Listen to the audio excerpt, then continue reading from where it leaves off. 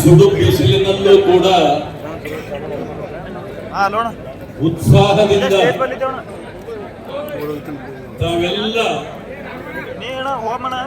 ಇಲ್ಲಿ ಈಗಾಗಲೇ ಬಂದು ಭಾರತೀಯ ಜನತಾ ಪಕ್ಷ ಕೈಗೊಂಡಿರ್ತಕ್ಕಂಥ ಜನಾಕ್ರೋಶ ಯಾತ್ರೆಯಲ್ಲಿ ಭಾಗವಹಿಸಿದ್ದಕ್ಕೆ ತಮಗೆಲ್ಲರಿಗೂ ಕೂಡ ನಾನು ಧನ್ಯವಾದಗಳನ್ನು ಹೇಳಲಿಕ್ಕೆ ಬಯಸ್ತೇನೆ.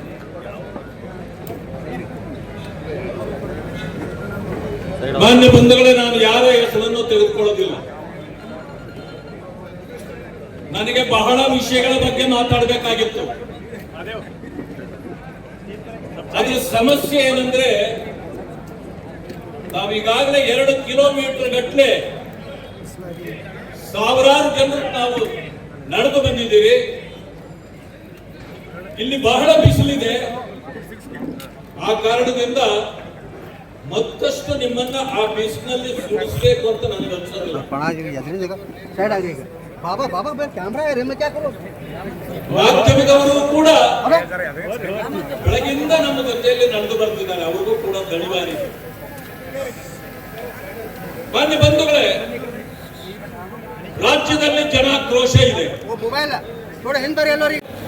ಎಸ್ಸಿಪಿ ಟಿಎಸ್ಪಿ ಹಣದಲ್ಲಿ ದಲಿತರಿಗೆ ನಾವು 42,000 ಕೋಟಿ ಇಟ್ಟಿದ್ದೇವೆ ಅಂದ್ರು. ಈ ಸಾರಿ ಬೇರೆ ಬೇರೆ ಇಲಾಖೆಗಳಿಗೆ 50% ಹಣ ಹೋಗುತ್ತೆ. 21 ಕಾಕಾ ಪಾಟೀಲ್ರೆ ನಿಮಗೂ ಫ್ರೀ,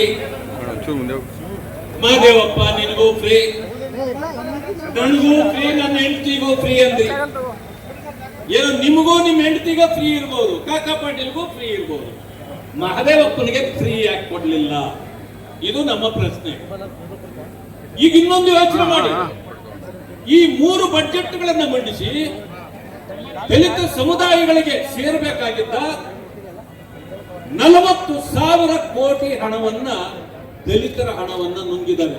ಇಲ್ಲಾರು ಮಾತಾಡಬೇಡಿ ದಯವಿಟ್ಟು. ಸಮುದಾಯಗಳಿಗಿಟ್ಟಿದ್ದ ಹಣವನ್ನ ಸಿದ್ದರಾಮಯ್ಯ, ಮಾನ್ಯ ಡಿ.ಕೆ. ಶಿವಕುಮಾರ್ ನುಂಗಿ ನೀರು ಕುಡಿದಿದ್ದಾರೆ. ಇದನ್ನ ಕೇಳಲಿಕ್ಕೆ ಯಾರಿಗೂ ಧೈರ್ಯ ಇಲ್ಲ. ಈ ರಾಜ್ಯದಿಂದ ಎಐಸಿಸಿ ಅಧ್ಯಕ್ಷರಾಗಿದ್ದಾರೆ ಮಾನ್ಯ ಮಲ್ಲಿಕಾರ್ಜುನ್ ಖರ್ಗೆ ಅವರು ಬಡ ಖರ್ಗೆ, ಇನ್ನೊಂದು ಛೋಟಾ ಖರ್ಗೆನೂ ಇದೆ. ಆ ಛೋಟಾ ಖರ್ಗೆ ಮಾತಿತ್ತಿದ್ರೆ ಸಾಕು, ದಲಿತರ ಹಣ ದಲಿತರು ಕೊಟ್ಟಿದ್ದೀವಿ ಅಂತೀರಿ. ಅಂದ್ರೆ ನಮ್ಮ ಹಣ ನಮಗೆ ಕೊಟ್ರೆ ಅದು ದಲಿತರ ಹಣನ ದಲಿತರಿಗೆ ಕೊಟ್ಟವ? ಯಾಕೆ ನೀವು ಗ್ಯಾರಂಟಿ ಹಣ ಕೊಡ್ಲಿಕ್ಕೆ ಯಾಕಾಗಿಲ್ಲ? ಕೊಡದೇ ಇದ್ದಾಗ ಕೇಳೋ ಧೈರ್ಯ ನಿಮಗಿಲ್ವಾ? ನಿಮಗೆ ತಾಕತ್ತಿಲ್ಲ.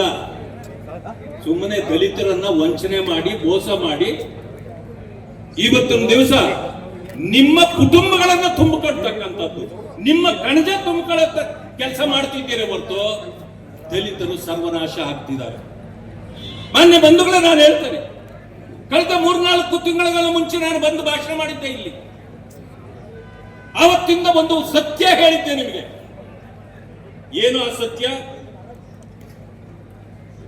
ರಿಪಬ್ಲಿಕ್ ಆಫ್ ಗುಲ್ಬರ್ಗಾ ನಿಮಗೆ ಜ್ಞಾಪಕ ಇರಬೇಕು. ಇದು ರಿಪಬ್ಲಿಕ್ ಅಲ್ವಾ? ಅಲ್ಲಿ ರಾಜ್ಯದಲ್ಲೇ ಬೇರೆ ಕಾನೂನು, ಇಲ್ಲಿಯೇ ಬೇರೆ ಕಾನೂನು. ಗೃಹ